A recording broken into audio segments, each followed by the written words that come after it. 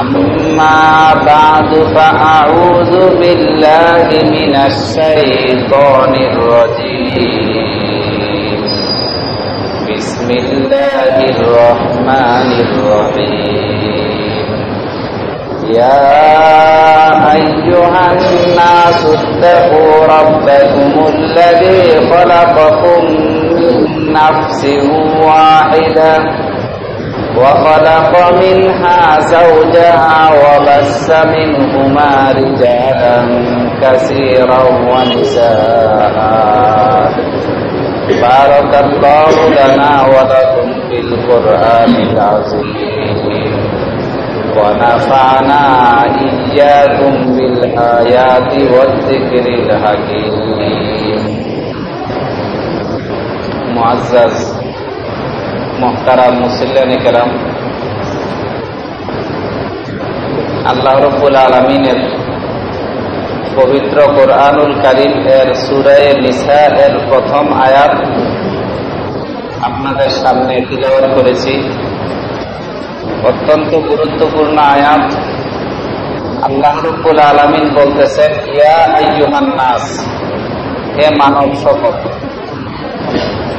যে সমস্ত স্থানে ইবাদতের কথা আছে,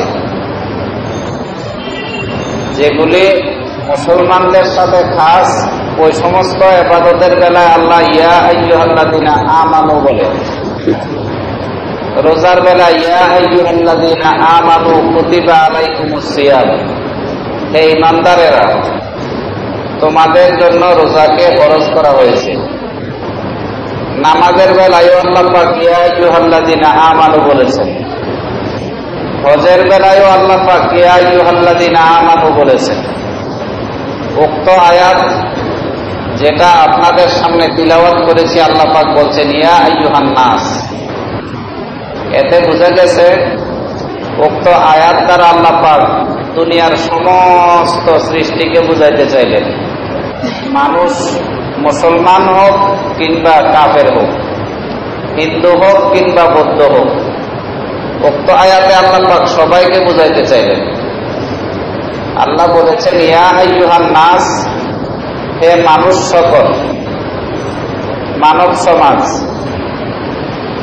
ইত্তাকু রাব্বাকুমুল্লাযী খালাকাকুম, তোমরা ভয় করো এমন রবকে, সৃষ্টিকর্তাকে, যিনি তোমাদেরকে সৃষ্টি করেছেন। মিন নাফসি ওয়াহিদা, একটি মাত্র নফস থেকে, একটি মাত্র প্রাণ থেকে, সেটা হচ্ছে আদম আলাইহিস সালাম। তারই থেকে তার স্ত্রীকেও তৈরি করা, সৃষ্টি করা হয়েছে। আর এই দুইজন থেকেই আজ পর্যন্ত পৃথিবীতে যত মানুষ, কিয়ামত পর্যন্ত যত মানুষ আসবে, সমস্ত মানুষ এই দুইজন থেকেই হয়েছে। তাইলে সমস্ত মানুষের বংশ আদম আলাইহিস সালামের সাথে গিয়ে মিলে। সমস্ত মানুষের আব্বা আদম আলাইহিস সালাম, সমস্ত মানুষের আম্মা হাওয়া আলাইহিস সালাম। তাইলে মানুষ যত আছে পৃথিবীতে, চাই হিন্দু হোক, চাই বৌদ্ধ হোক, চাই খ্রিস্টান হোক, সবাই এক আদমের সন্তান, সবাই মানুষ, আল্লাহর বান্দা। যদি সবাই মানুষই হয়, তাহলে যুদ্ধ বিগ্রহ কেন? পৃথিবীর নিয়ম শৃঙ্খলা বজায় রাখার জন্য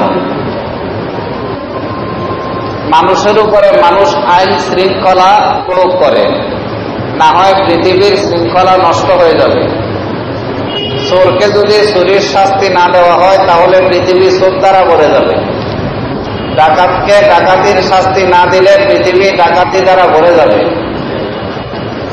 খারাপ কাজ করনেওয়ালাকে খারাপ কাজের শাস্তি না দিলে মানুষের মধ্যে খারাপ কাজ আরো বেড়ে যাবে। তো আল্লাহ রাব্বুল আলামিন মানুষের মধ্যে অনেক সময় যুদ্ধ বিগ্রহের কথা নিজেও বলেছেন, জিহাদের কথা বলেছেন, পৃথিবী থেকে অন্যায় অবিচার দূর করার জন্য।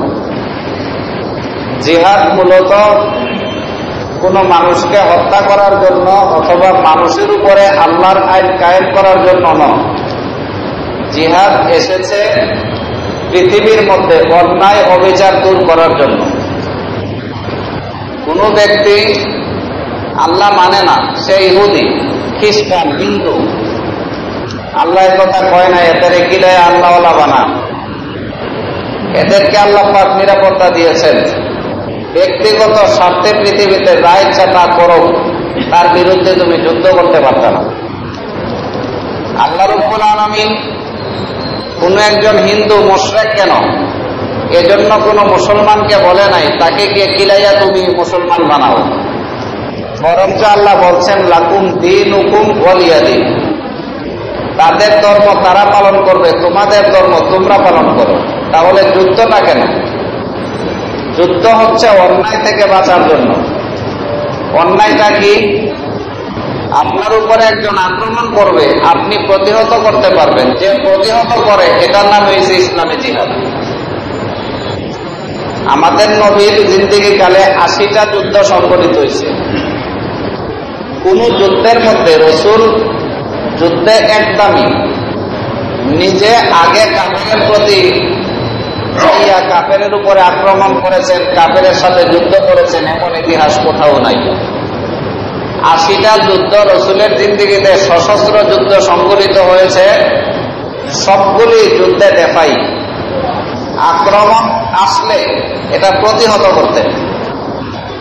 80টা যুদ্ধের মধ্যে একটা যুদ্ধ শুধু যুদ্ধে একদমই, এটা হচ্ছে বদরের যুদ্ধ। এটাও মুসলমানরা যুদ্ধের জন্য মূলত বের হয় নাই। মুসলমানদের লক্ষ কোটি টাকার সম্পদ মক্কাতে রেখে আসছে। এখন মদিনার মধ্যে মুসলমানরা সম্পদ ছাড়া। চিন্তা করলেন এদিক দিয়ে মক্কার যত যে ব্যবসায়িক কাফেলারা ওদিক যাচ্ছে, তাদের সম্পত্তিগুলি আমরা, যে ব্যবসায়ী মাল, এগুলি আমরা নিয়ে আসব। এই উদ্দেশ্যে তারা ঘর থেকে বেরোয়েছেন। যুদ্ধের উদ্দেশ্য ছিল না, যার কারণে সাহাবীদের হাতে কোনো অস্ত্র ছিল না। 8-10 জনের একটা ব্যবসায়িক কাফেলা যাচ্ছে। 8-10 জনের ব্যবসায়িক কাফেলাকে আক্রমণ করতে কয়েক হাজার লোক লাগে না। হাতে অস্ত্র ছাড়া 200-300 লোক হলেই চলে। এজন্য মুসলমানরা অস্ত্র ছাড়া বেরিয়েছে। কিন্তু ঘটনাক্রমে যুদ্ধ সংঘটিত হয়ে গেছে আল্লাহর পক্ষ থেকে। এটাই শুধু একটা যুদ্ধ যেটা একদমই ছিল, মুসলমানরা আগে ঘর থেকে বেরোইছে। এছাড়া নবীর জীবন্তকালে 80টা যুদ্ধের কোন যুদ্ধেই মুসলমানরা আগে সামনে পারে নাই। কেউ আক্রমণ করলে প্রতিহত করতেন। তাইলে বোঝা গেছে জিহাদের আসল উদ্দেশ্য কোন মানুষকে জোরপূর্বক আল্লাহওয়ালা বানানো না। জিহাদের আসল উদ্দেশ্য হয়েছে অন্যায় অবিচার দূর করা, নিজের উপরে হামলা আসলে, আক্রমণ আসলে প্রতিহত করা। এটা হচ্ছে জিহাদের আসল উদ্দেশ্য। যাই হোক, আল্লাহ রাব্বুল আলামিন উক্ত আয়াতে মানবাধিকার সনদ পেশ করেছেন। সমস্ত মানুষ এক, আল্লাহর কাছে সমস্ত মানুষ এক, কোন বংশগত মর্যাদা নাই। বংশের গৌরব আল্লাহ পাকের রাসূল বিদায় হজের দিন নিজের পায়ের নিচে পদদলিত করেছেন। রাসূল বলেছেন বংশগত গৌরব, জাহিলিয়াতের বংশের গৌরব মর্যাদা আমি আজকে বিদায় হজের দিন আমার পায়ের নিচে পদদলিত করে দিলাম। লা ফাজলা বাইনাল আরবি ওয়াল আজামি, আরবি আজমির মাঝখানে কোনো আজ থেকে পার্থক্য নাই। ওয়ালা বাইনাল আহমারি ওয়ালা আসওয়াদি, সাদা কালোর মাঝখানে আজকে থেকে কোনো ডিফারেন্স নাই। সব এক আদমের সন্তান, সবাই এক। রাসূল জিন্দেগিতে তা বাস্তবায়নও করেছেন। আল্লাহ পাকের রাসূল সারা জিন্দেগিতে কোনো মানুষের উপরে, কোনো কাফেরের উপরে অনর্থক কোনো আক্রমণ করেন নাই। মানুষের আক্রমণ সবসময় মানুষের গোসা যুদ্ধের মধ্যে প্রকাশ করে থাকে। যুদ্ধের পরে যে বন্দী আনে, যুদ্ধের বন্দীদের উপরে গোসা প্রকাশ করে। সাধারণত দেশের উপরে আক্রমণ করলে যারা বন্দী হয়, যেমন বর্তমান চোখের সামনে আপনাদের বলুন, আফগানিস্তানের এবং ইরাকের মধ্যে যে সমস্ত বন্দীরা আটক হয়েছে কাফেরদের হাতে, তারা গোয়েন্দা নামক বন্দী শিবিরে নিয়ে কি নির্যাতন, তারা পাশবিক নির্যাতন মুসলমানদের উপরে চালিয়েছে, পৃথিবীর ইতিহাসে তা বিরল। এটা করে, কিন্তু রাসূলের কালেও যুদ্ধের মধ্যে কাফেররা হয়েছে। বদরের যুদ্ধের মধ্যে যে সমস্ত কাফেররা অ্যারেস্ট হয়ে আসছে, আল্লাহ রাসূল সাহাবীদেরকে বললেন, আমার সাহাবীরা কারোর সাথে কোনো খারাপ আচরণ করবে না। একজনকে বাড়িতে দিয়ে দিলেন, এক একজন করে এক এক বাড়িতে বলে দিলেন, তোমরা যা খাও তাদেরকেও তা খাওয়াইও। যে সমস্ত সাহাবী কয়েদি হয়েছে, পরবর্তীতে ইসলাম ধর্ম গ্রহণ করেছে, তাদের মুখের ভাষ্য হচ্ছে, আমরা গিয়ে দেখতাম ঘরের ভিতরে অধিকাংশ ঘরের ভিতরে খাবার নাই, একজনের খাবার অথবা দুইজনের খাবার আছে। এমনও সাহাবী আছে কাফের কয়েদিকে ঘরের মধ্যে উঠাইছে, যারা বাড়ি ছাড়া করেছে তাদেরকে, যারা পিঠা ছাড়া করেছে। সাহাবীর একজনের খাদ্য আছে, বেবি বাল বাচ্চা ঘরে আছে। এখন যদি কয়েদিকে খাবার দেয়, নিজেরা উপহাস রাখতে হয়, নিজেরা খাইলে কয়েদিকে উপহাস রাখতে হয়। তো সাহাবী কয়, দেখলাম আমার সামনে খাবার দিয়ে তাদের ঘরের ভিতরে যে কামরা আছে কামরার বাতি বন্ধ করে দিছে, অর্থাৎ নিভে গেছে বাতি বলে তারা আর বাতি জ্বালায় নাই, কিন্তু মুখ আওয়াজ করত, পানি পান করত আর আওয়াজ করত। তো সাহাবায়ে কেরাম যখন কাফের অবস্থায় পরবর্তীতে মুসলমান হয়েছে বলতেছে, পানি খাওয়ার আওয়াজ আর মুখ সাবলানোর আওয়াজ আর খানার আওয়াজের মধ্যে ডিফারেন্স আছে। আমরা বুঝতে পারছি তারা আমাদেরকে দেখানোর জন্য মুখ সাবলাইছে, কিন্তু মূলত তারা খাবার খায় নাই। নিজেরা না খাইয়া কাফের যারা যুদ্ধ করতে আসছে, মুসলমানদেরকে ধ্বংস করতে আসছে, কাফের সৈন্যদেরকে মুসলমানরা খাওয়াইছে কয়েদিদেরকে। শুধু এতটুকু নয়, কাফেররা যে আন্দাজে মুসলমানদের উপরে জুলুম নির্যাতন করেছে, ইচ্ছা করলে প্রত্যেককে জবে করে দিতে পারত, হত্যা করতে পারত। রাসূল কাউকে কিছু করলেন না, বরঞ্চ যারা বৃত্তশালী ছিল, টাকা পয়সার মালিক ছিল, তাদের থেকে একটা নির্বাচিত টাকা নির্বাচন করে তাদেরকে মুক্তিপণ দিয়ে দিলেন, মুক্তি দিয়ে দিলেন। অনেক মানুষ ছিল যারা গরিব, টাকা পয়সা নাই, রাসূল নির্বাচন করে দিলেন, এই দুই বাড়িতে যতগুলি শিশু আছে তাদেরকে তোমরা লেখাপড়া শিক্ষা দিবে, এই পরিমাণ লেখাপড়া শিক্ষা দিলে তোমাদের বাস আজাদ, তোমরা ছাড়া পাইবে। তো কাফেররা মুসলমানদেরকে এই পরিমাণ লেখাপড়া শিক্ষা দিত, আর কাফেররা যেতে ছাড়া পাইত। এতটুকু ihsan করেছে মুসলমান কাফেরদের উপরে। আমার ভাইয়ারা, রাসূলের মাক্কি জিন্দেগি থেকে শুরু করে, নবুয়তের পর থেকে শুরু করে মদিনা আসা পর্যন্ত কাফেররা রাসূলকে কি নির্মম জুলুম নির্যাতনের শিকার করেছে, জুলুম নির্যাতন করেছে। রাসূল মদিনাতে আসলেন 13টি বছর পর্যন্ত একের পর এক মদিনার উপরে আক্রমণ, শুধু রাসূলকে হত্যা করার জন্য, মুসলমানদেরকে পৃথিবী থেকে ধূলিসাৎ করার জন্য। একের পরে উহুদের যুদ্ধ, বদরের যুদ্ধ, খন্দকের যুদ্ধ, খায়বরের যুদ্ধ, সবগুলির উদ্দেশ্য ছিল মুসলমানদেরকে পৃথিবী থেকে নির্মূল করার জন্য। সাহাবায়ে কেরামকে মদিনা থেকে, মক্কা থেকে মদিনাতে আসতে হয়েছে। কেউ কোনো কিছু নিয়ে আসতে পারে নাই, লক্ষ লক্ষ কোটি কোটি টাকার সম্পত্তি মক্কাতে রেখে দিয়েছে। শুধু এতটুকু নয়, কোন সাহাবী তার স্ত্রী সন্তানদেরকে নিয়ে আসতেছে, স্ত্রীকে আটক করে রেখে দিছে, তুমি গেলে স্ত্রী সারা যাইতে হইব। কোন সাহাবী সন্তান নিয়ে যাচ্ছে, ওই সন্তানকে প্রতিমধ্যে অ্যারেস্ট করেছে, তুমি গেলে সন্তান সারা যাইতে হইব। এক সাহাবী মক্কা থেকে মদিনায় রওনা করছে, হিজরত করছে, সাহাবীর পাঞ্জাবি খুলে রেখে দিছে, শুধু গেঞ্জি পরাই দিয়ে দিছে, শুধু একটা লুঙ্গি দিয়ে দিয়েছে, যাও তুমি যদি মক্কাতে যাই, মদিনাতে যাইতে শুধু লুঙ্গি পরে যাও। এতটুকু জুলুম নির্যাতন নিপীড়ন করেছে কাফেররা মুসলমানদের উপরে। 10 বছরের ব্যবধানে রাসূল যখন মক্কা বিজয়ের দিন ঘর থেকে বের হলেন, সাহাবায়ে কেরাম কয়, আমাদের অন্তরের মধ্যে প্রতিশোধের আগুন দাউ দাউ করে জ্বলছে।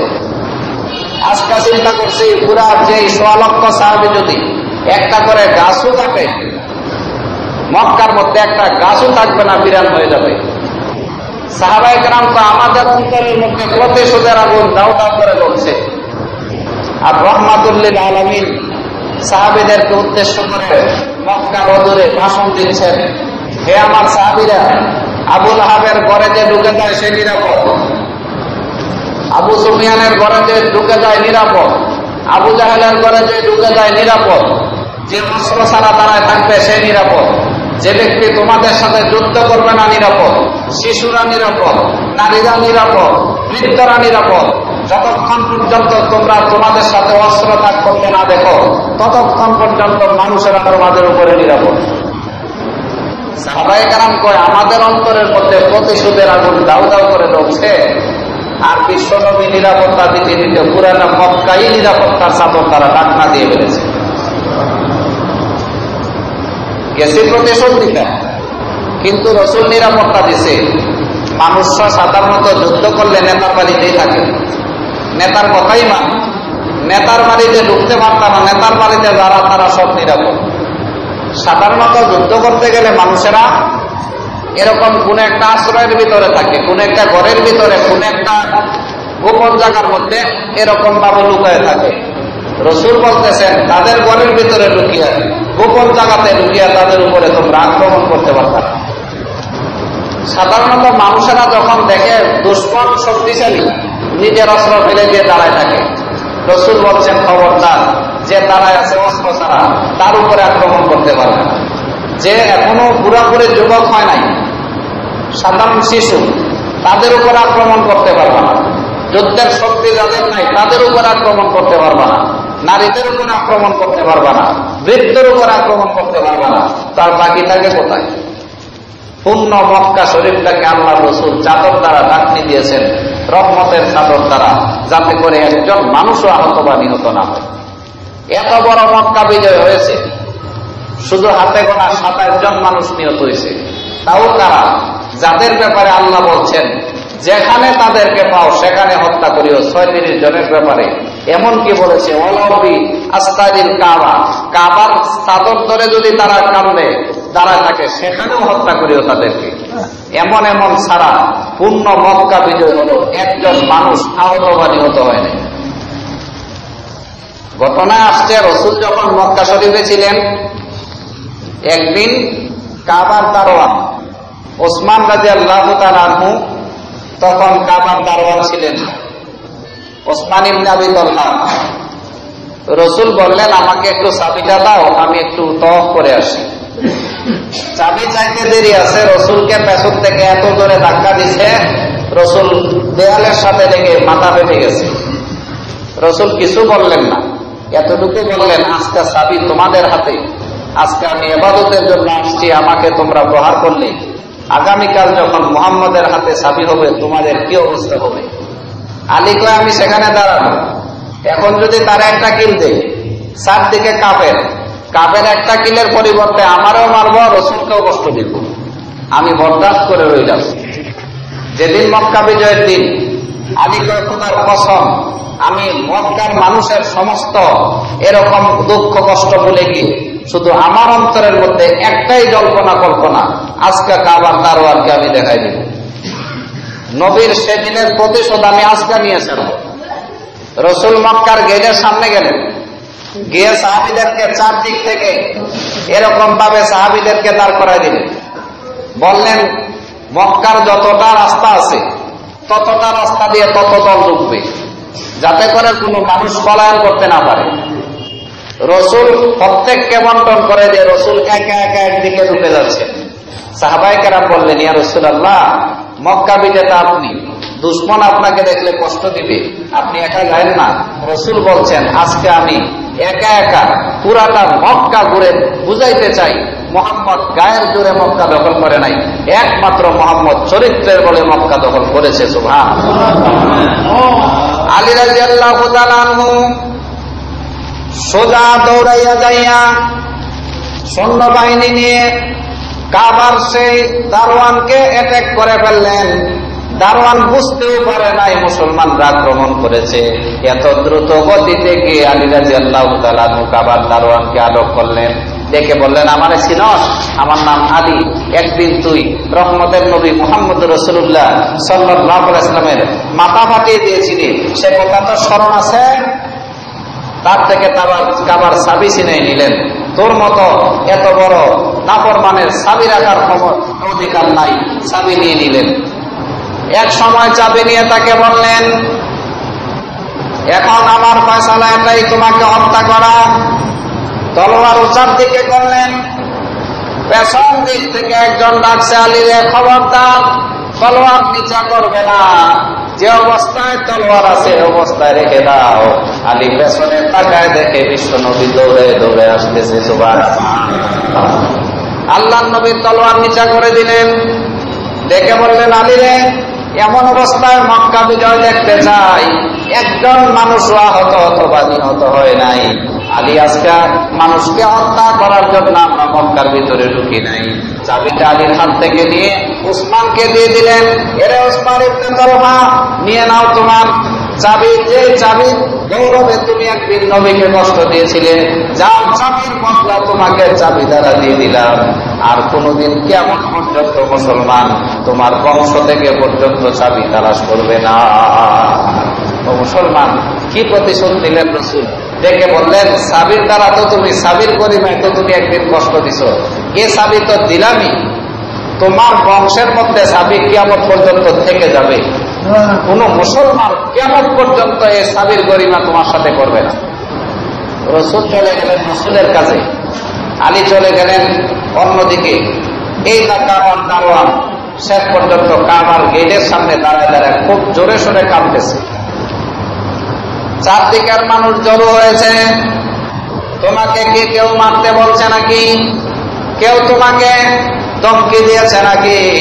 তুমি এমন ভাবে জড়ো হয়ে কাঁদছো কেন? পালাও না, আবার কাঁদো কারণ কি? এখন ওসমান বলছে, খোদার কসম, আমাকে কেউ মারে নাই, আমাকে কেউ মারার ধমকিও দেয় না, আমি এখন নিরাপদ।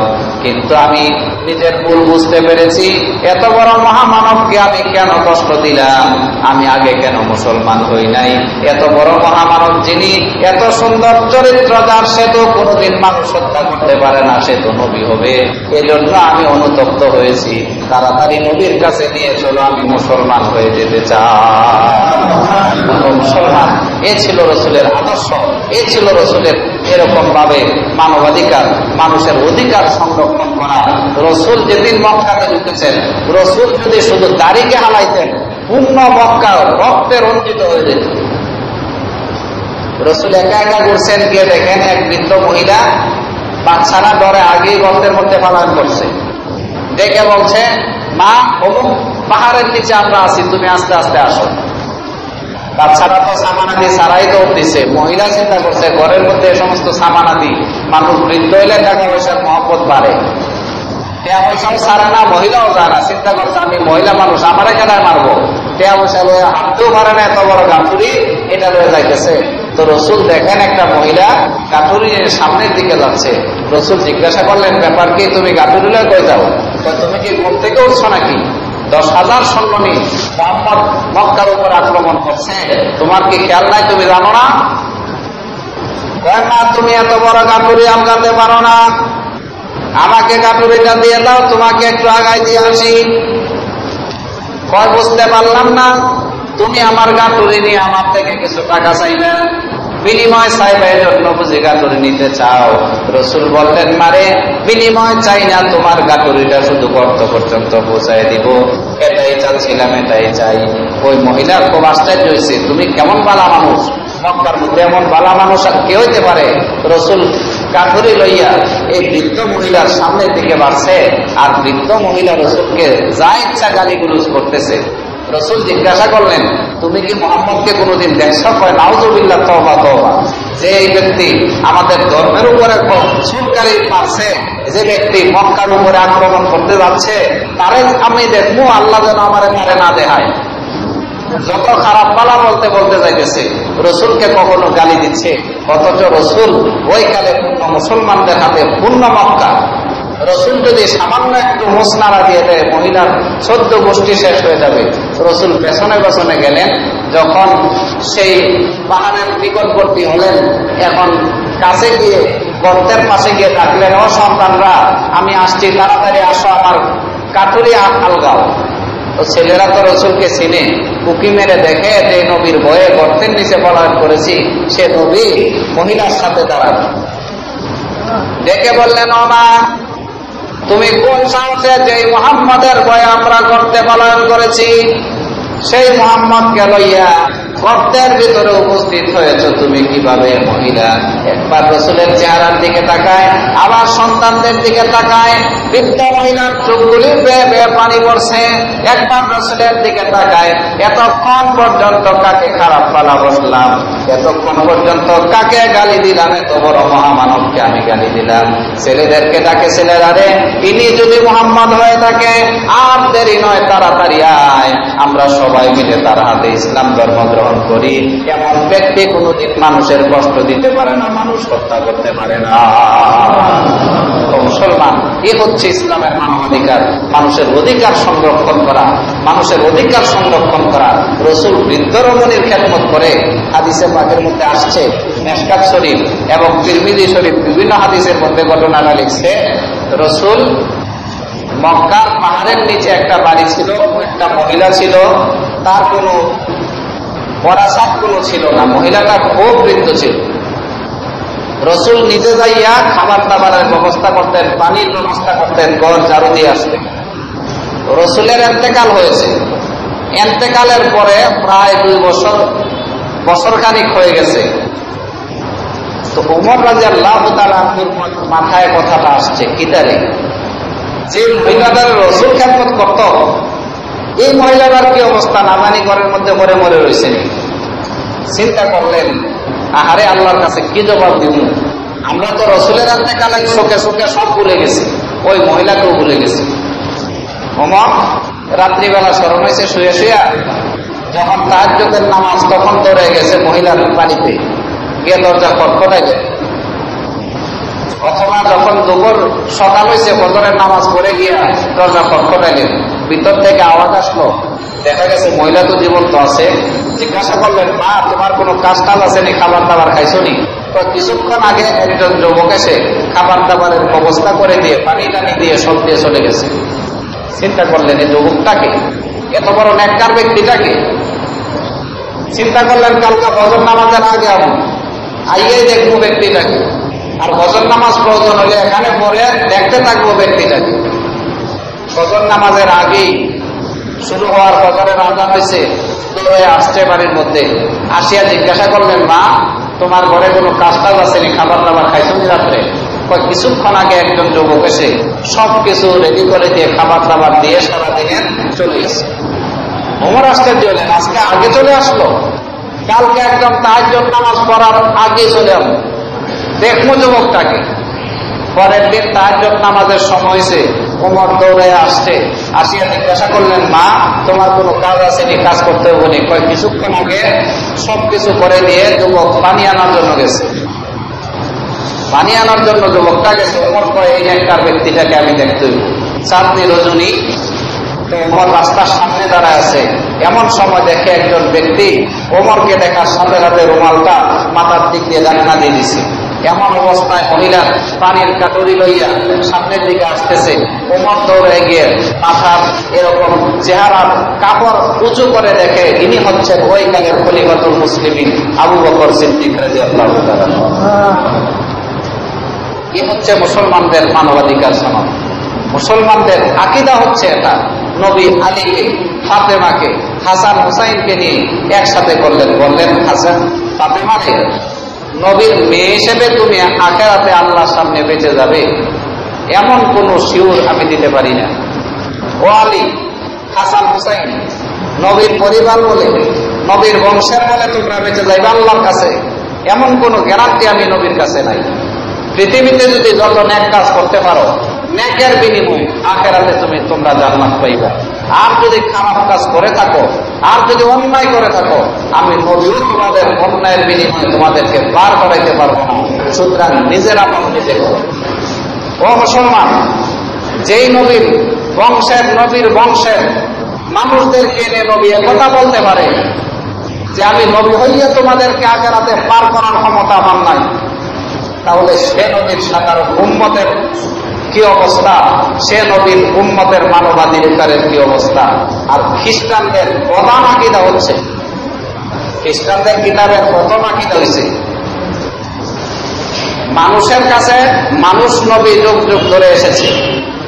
যেহেতু আদম হাওয়া আলাইহা সালাতু ওয়াস সালাম উভয়জনে আল্লাহর নিষিদ্ধ ফল খেয়েছে, নাফরমানি করেছে।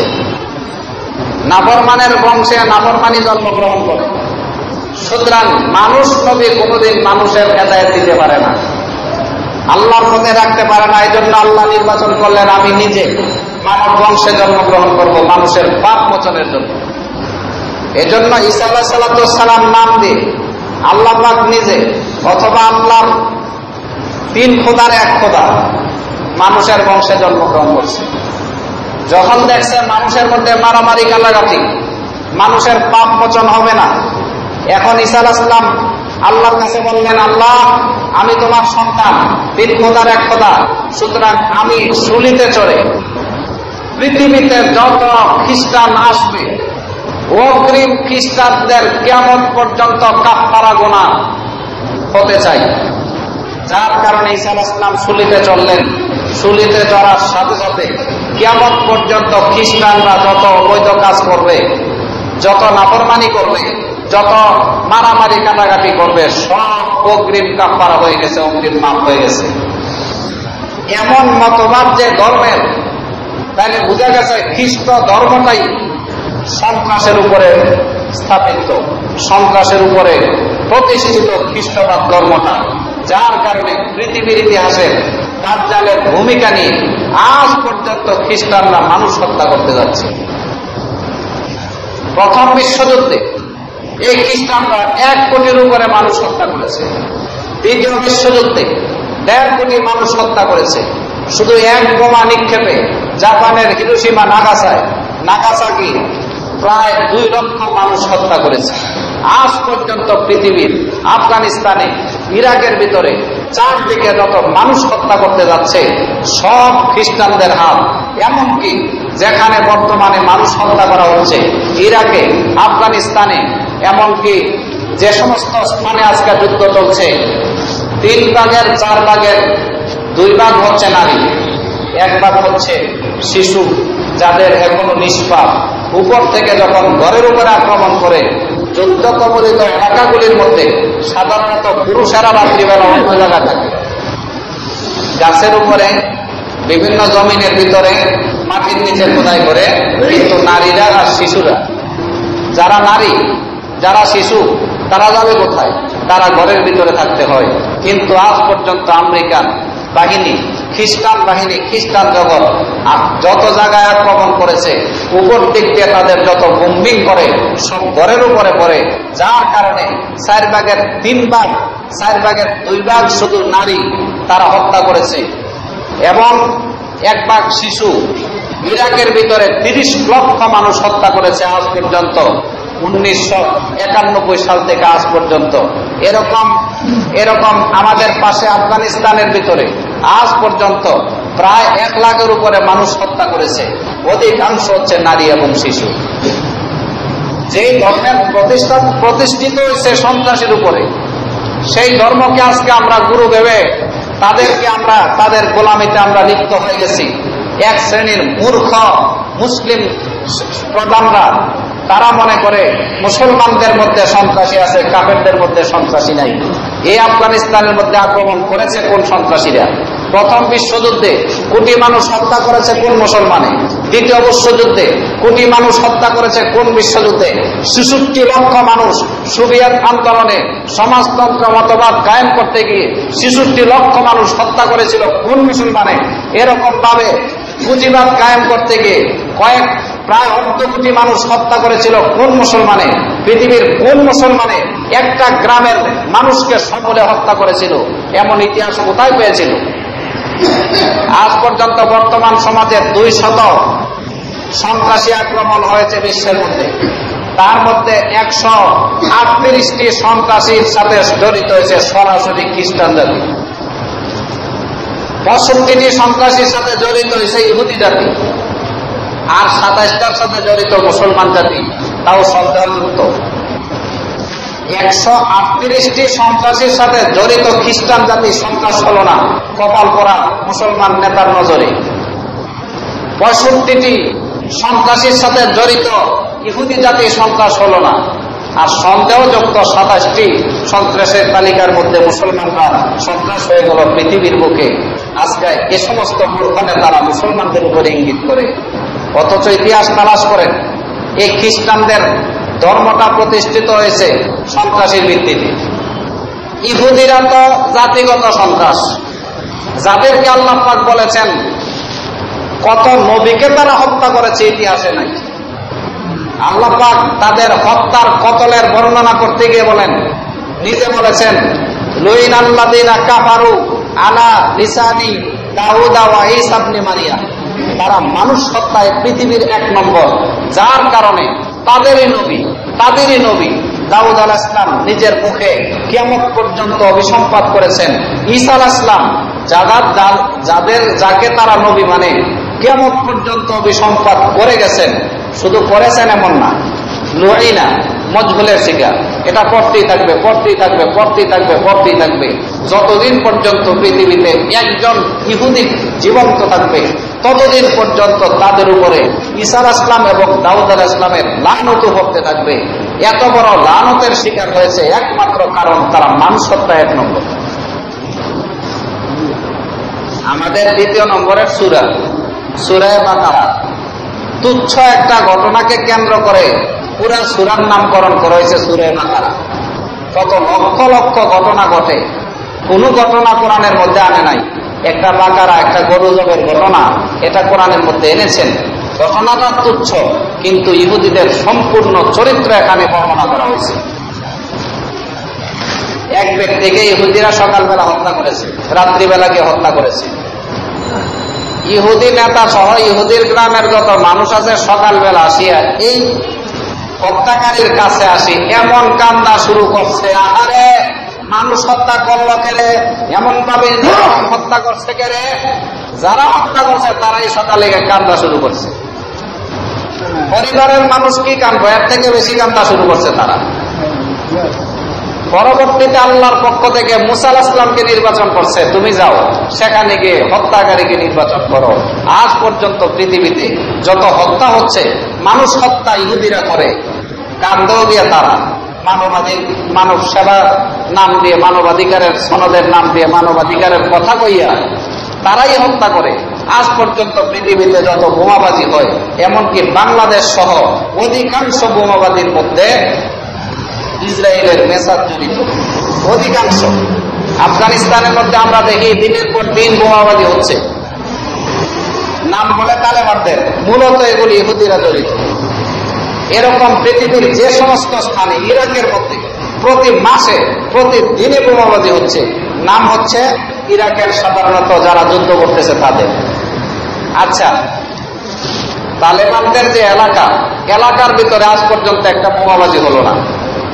যে সমস্ত এলাকা তাদের দখলে, আমেরিকার দখলে, সে সমস্ত এলাকায় বোমাবাজি হয়। উদ্দেশ্যটা কি? তালেবানদের যে এলাকা, অধ্যুষিত এলাকা, যে সমস্ত এলাকা তালেবানদের দখলে এখনো আছে, আজ পর্যন্ত সেখানে একটা বোমাবাজি হলো না। আমেরিকার দখলে যে সমস্ত এলাকা আছে, ওই সমস্ত এলাকায় বোমাবাজি হয়। উদ্দেশ্যটা কি? এর একমাত্র উদ্দেশ্য হয়েছে আমেরিকার সালবাদরা সিআইডিরা তালেবানদের ভিতরে ঢুকতে পারে নাই, বোমা ফুটাইতে পারে না।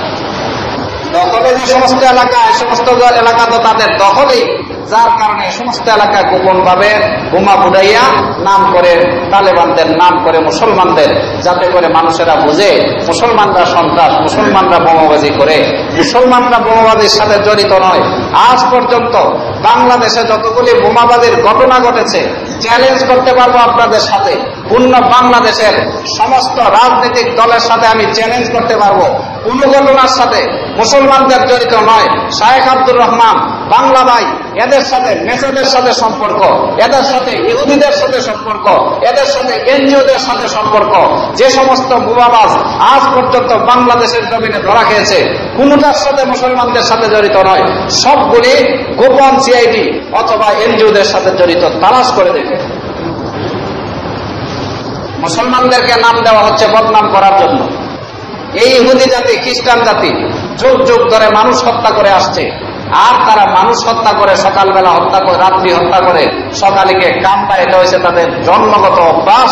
যার কারণে আল্লাহ পাক তুচ্ছ ঘটনাকে কোরআনে এনে বুঝাইলেন, এটা হয়েছে ইহুদিদের অভ্যাস। এই পৃথিবীতে সাম্যবাদীর গান গায় সব থেকে বেশি বক্তরা। আমরা সাম্যের উপরে প্রতিষ্ঠিত আমাদের ধর্ম।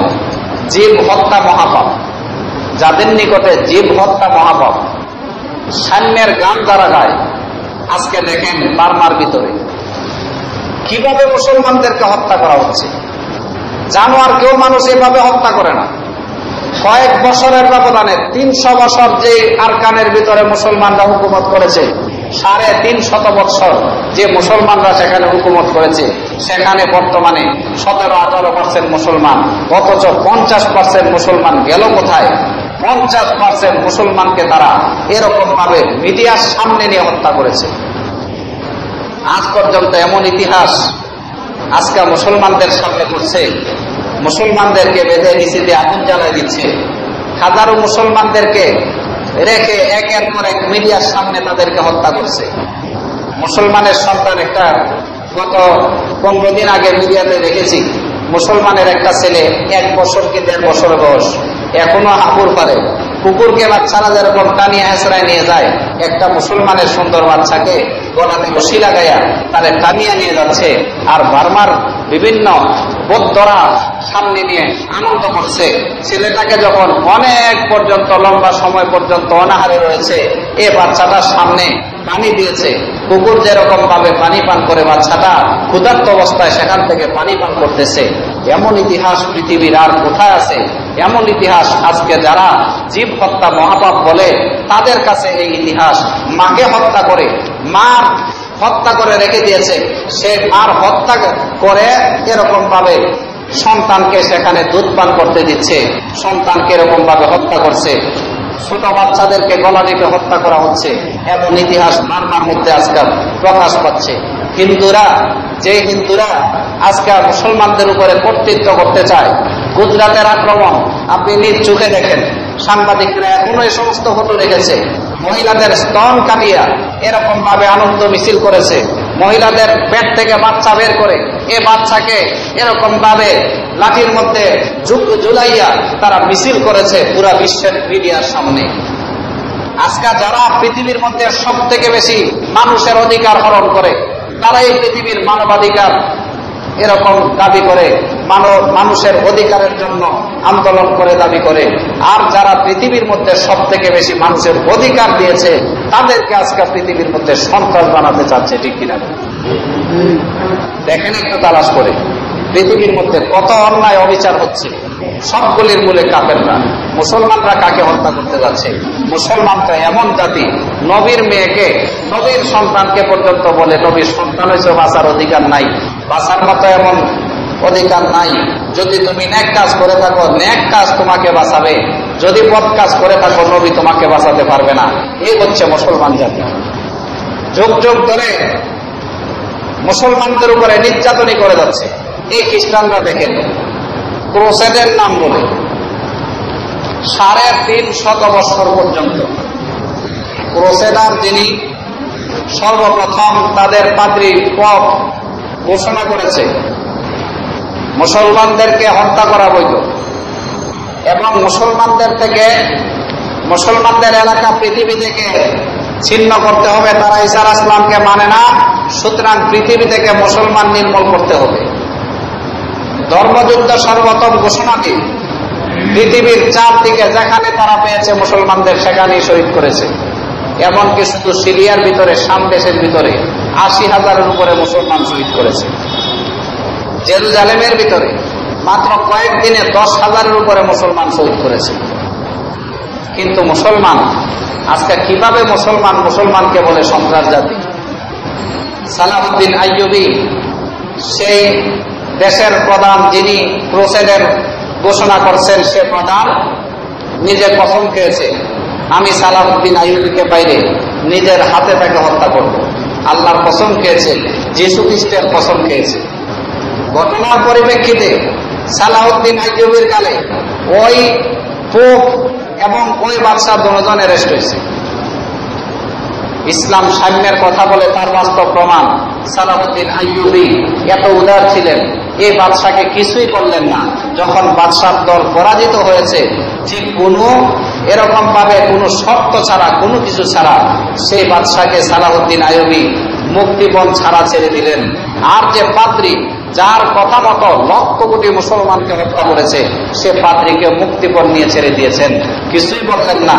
যে ব্যক্তি সালাহউদ্দিন আইয়ুবীকে বলেছে আমি পাইলে তাকে নিজ হাতে হত্যা করব, সালাহউদ্দিন আইয়ুবী যখন শুনেছে ওই ব্যক্তিটা, ওই দেশের বাদশাহ অসুস্থ হয়ে গেছে, নিজের হাতে ঔষধ কিনে নিজের বার্তাবাহকের মাধ্যমে তার কাছে ঔষধ প্রেরণ করে দিয়েছেন।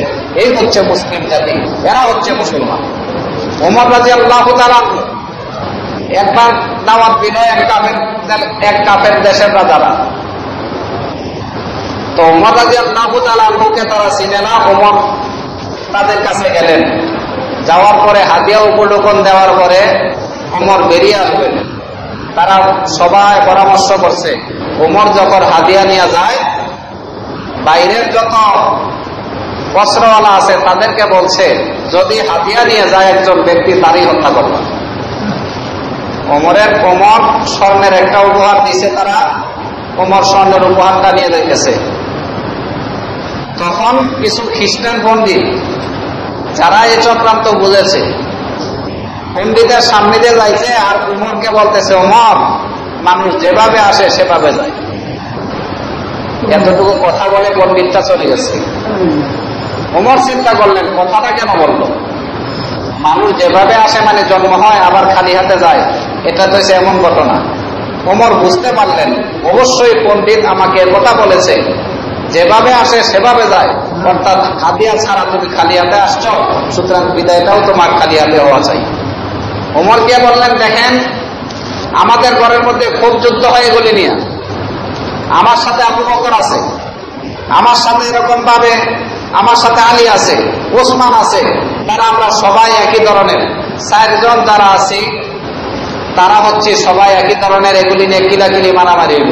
এর থেকে ভালো হইব আমরা 4 জন আসলে তোমরা ওই হিসেবে আমাদেরকে উপহার উপঢৌকন দিও।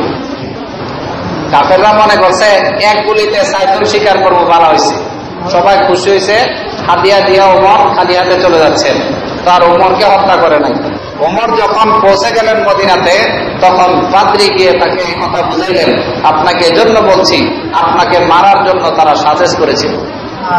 ঘটনাক্রমে কিছুদিন পরে ওই রোম দেশ মুসলমানদের হাতে এসেছে, রোমান সৈন্যদেরকে পরাজিত করে রোমান দেশের বাদশাহ ওমরের হাতে চলে আসছে, মক্কাতে নিয়ে আসলেন। এক সময় ওমর নির্বাচন করলেন তাকে হত্যা করবে। ওমরকে ওমর, আমাকে হত্যা করা ভালো কথা, আমার 1 গ্লাস পানি পান করাও। 1 গ্লাস পানি আনছে, আমার সন্দেহ হইতেছে পানি পান করার আগে তুমি আমার মারবা। ওমরকে আমি বললাম পানি পান করার আগে তোমার মারবো না, এতে পানির মধ্যে ফেলে দিচ্ছে।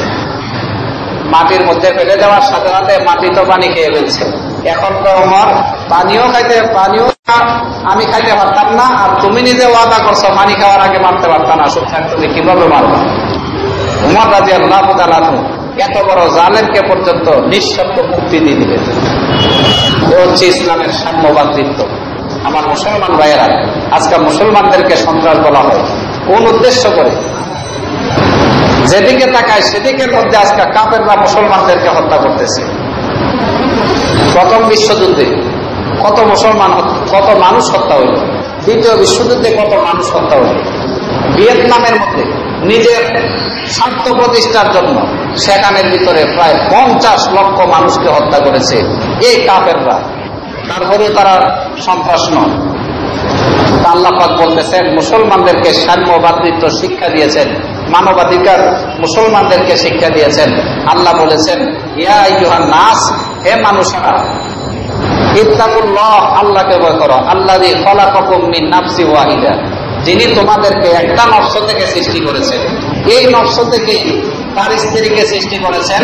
এই দুজন থেকে আজকে পৃথিবীতে যত মানুষ দেখতেছে সব, সুতরাং সবার বংশ আদম আলাইহিস সালামের বংশ, সবাই আদম নবীর বংশ। সুতরাং কেউ কারো উপরে এরকম কেউ কারো উপরে জুলুম করিও না, নির্যাতন করিও না। সবাই এক সমান, সবাই আল্লাহর এক আল্লাহর বান্দা, সবাই আল্লাহকে চিনো। আল্লাহকে যে ব্যক্তি চিনে, যে দুনিয়ার মধ্যে ভালো পথে চলে, যে দুনিয়ার মধ্যে শান্ত পথে চলে, সেই প্রকৃতপক্ষে শ্রেষ্ঠ। যে ব্যক্তি অন্যায় করে সে শ্রেষ্ঠ হতে পারে না। ইসলামে কথা বুঝাইলেন মানবাধিকার ইসলামের মধ্যে আছে, আর পৃথিবীর কোন ধর্মের মধ্যে মানবাধিকার নাই। মানবাধিকারের নাম বললেও তারা মানবাধিকারকে এরকম ভাবে মানবাধিকারকে ধ্বংস করে। আমার ভাইয়েরা, আগেই বলেছিলাম শয়তান বুঝে এসেছে, শয়তান চক্রান্ত বুঝে এসেছে। আদমকে কষ্ট দিলে আল্লাহ রাগ করে। এই শয়তান চক্রান্ত নিয়ে, এই শয়তানি আজকাল মানুষকে হত্যা করার চক্রান্তে মেতে উঠেছে। আইনগতভাবে মানুষ হত্যাকে বৈধতা দেওয়ার জন্য পৃথিবীর মধ্যে শয়তান আবিষ্কার করেছে এরকম জাতিসংঘ।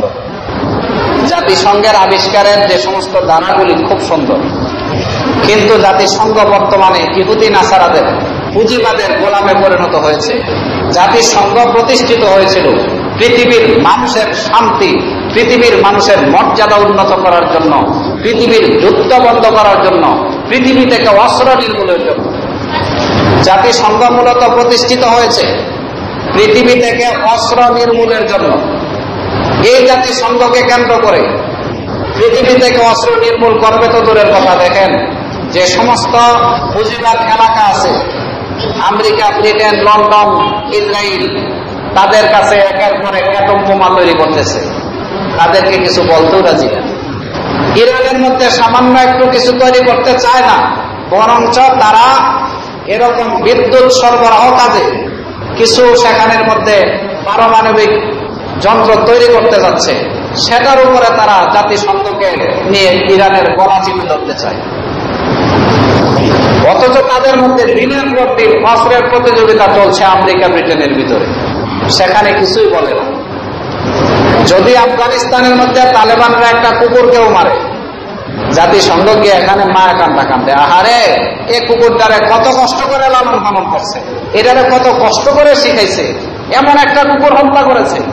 আর আফগানিস্তানের মধ্যে যদি উপরের দিকে বুমিং করে, নিচের দিকে বুমিং করে, হাজারো মুসলমান হত্যা করে, জাতিসংঘ না দেখে, দেখার মতো না দেখার মতো মান করে থাকে। যখন চেসনিয়া বসনিয়ার ভিতরে তৈল 48% খ্রিস্টান, আমরা স্বাধীনতা চাই, জাতিসংঘ সে দেশের রাজাকে গলা চেপে ধরছে। কেন তারা চায় তুমি ভোটের অধিকার দিবা না? জাতিসংঘের মাধ্যমে ভোট কায়েম করা হলো, সেখানের ভিতরে খ্রিস্টান রাজ্য হলো। কাশ্মীরের ভিতরে 99% মুসলমান আজ পর্যন্ত স্বাধীনতার জন্য আন্দোলন করে যাচ্ছে। 2 লক্ষ কাশ্মীরের মুসলমানকে হত্যা করেছে। 99% মুসলমান স্বাধীনতা চায়। জাতিসংঘ দেখেও না দেখার না। শুধু এখনই না, জাতিসংঘের 5টা গোলাম, বর্তমানে পুঁজিবাদের 5টা গোলাম আমাদের দেশেও আছে। জাতিসংঘের যত এরকম গোলামি করতে পারবে তাকে তত পদ দেওয়া হয়, সে তত বড় মানবাধিকার করবে। যখন মসজিদে আক্রমণ করা হলো নদীর হাতে, কয়টা তুচ্ছ ঘটনা, এটার দিকে তাকানো যাবে না। জাতিসংঘ পত্রিকার মধ্যে পর্যন্ত আসতে দেয় নাই, সেখানের কোন সাংবাদিককে ঢুকতে দেয় নাই। রামুর ভিতরে বৌদ্ধরা 1400 বছর আগের পুরান মন্দির এগুলি ফুকে খেয়ে ফেলছে, অর্ধেক চাল করে এগুলি নিজেরা ভাঙ্গিয়া রাত্রিবেলা কইল মুসলমানরা দেখে গেছে। পূর্ণ বিশ্বের মধ্যে মিডিয়াকে সামনে নিয়ে একের পর এক মিডিয়ায় সাজায়া সাজা পৃথিবীর সামনে তুলে ধরেছে মুসলমান কত বড় সন্ত্রাস। দেখো, রামুর ভিতরে হাজারো বৌদ্ধ মন্দির ভেঙেছে, পুরান মন্দিরগুলি। আজ পর্যন্ত পৃথিবীর এমন ইতিহাস কেউ দেখাইতে পারে নাই একটা গ্রামের উপরে আক্রমণ হয়েছে, একটা মানুষ আহত বা নিহত হয় নাই। পৃথিবীর মধ্যে সর্বপ্রথম ইতিহাস হইলে রামুর ঘটনা। একটা মানুষ আহত নিহত হইল না। মা বাচ্চা ছাড়া তো দিয়েছে, ঘরে আগুন লেগে গেছে, বাচ্চাটা মারা গেছে, এমন একটা ঘটনাও ঘটল না। সেখানে গিয়ে তিলকে তাল বানাইয়া মানবাধিকার কর্মীরা কানলো যে মুসলমানরা এমন একটা মারাত্মক ঘটনা ঘটেছে। নন্দীর হাতে সংখ্যালঘু কাফেররা মুসলমানদের উপর আক্রমণ করে মসজিদ ভাঙল, পত্রিকাতে পর্যন্ত আসতে দেয়। এই হচ্ছে আমাদের মানবাধিকার রূপ দেখা। এই হচ্ছে তাদের জন্য আমরা যাদের পেছনে হাজার হাজার টাকা খরচ করি। আমার মুসলমান ভাইয়েরা, নিজেরা আল্লাহকে চিনেন, নিজেরা নিজেদের ভাইয়ের মানবাধিকার সংরক্ষণ করে কিলাকিলি করে এক ভাই আরেক ভাইকে হত্যা করিয়েন না। কিলাকিলি করে নিজেরা ব্যক্তিগত দ্বন্দ্বের কারণে কিলাকিলি করে এক ভাই আরেক ভাইকে ধ্বংস করিয়েন না।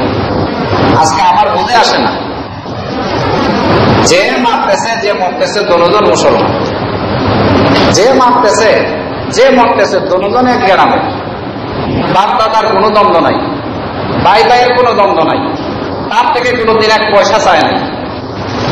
ব্যক্তিগত দলীয় দ্বন্দ্বকে কেন্দ্র করে এক ভাই আরেক ভাইকে হত্যা করে পা ভেঙে দেয়, হাত ভেঙে দেয়, এটা কেমন নীতি? শয়তান তো এমন নীতি করে না। দুই নেতৃত্ব একসাথে বসলে সুন্দর করে ইফতার করে, কিছুদিন পরে দেখবেন একজন আরেকজনের সাথে ইফতার হবে। দোনো নেতৃত্ব বসলে একজন আরেকজনের সাথে কত সুন্দর আনন্দ করে। দোনো নেতারা একসাথে বসলে তো একজনের সাথে একজনের আক্রোশ নাই। কিন্তু ঘরের ভিতরে আগুন কেন লাগায় রাখছেন? কেন এক ভাই আরেক ভাইয়ের সাথে দ্বন্দ্ব করে আজকে এমন ভাবে একজন মুসলমান আরেকজনকে হত্যা করতে যাচ্ছেন? আমার ভাইয়েরা, মানুষের অধিকার চিনেন, মানুষের মর্যাদা চিনেন। একটা মানুষের মর্যাদা কাবা শরীফ থেকে বেশি। একটা মানুষের